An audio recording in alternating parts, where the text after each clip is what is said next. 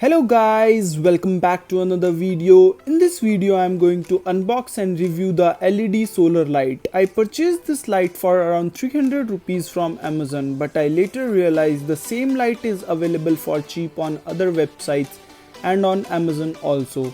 Some of the features that are mentioned on the box are solar panel 0.55 watts, 17% efficiency, lithium ion battery 3.7 volts, 1200 MHz, LED power 0.2 watts per piece into 6 pieces, night sensor less than 10 lux, motion angle and distance 120 degree or 5 meters, delay time 10 seconds, switch off and on button is auto, size is 102 into 53 into 130 mm.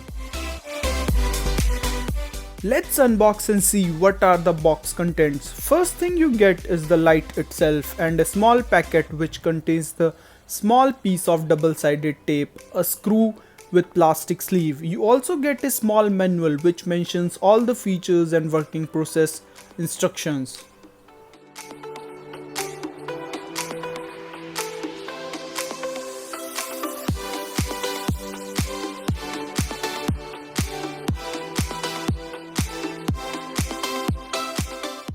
Let's take a look at the physical overview of the light. The material used is plastic and it's very light. There is a button and a sensor on the front side. The button can be used to manually switch off and turn on the light. It also has a small solar panel which charges the lithium ion battery and illuminates the LED in the night. If you have turned on the light, it will automatically illuminate when there is night.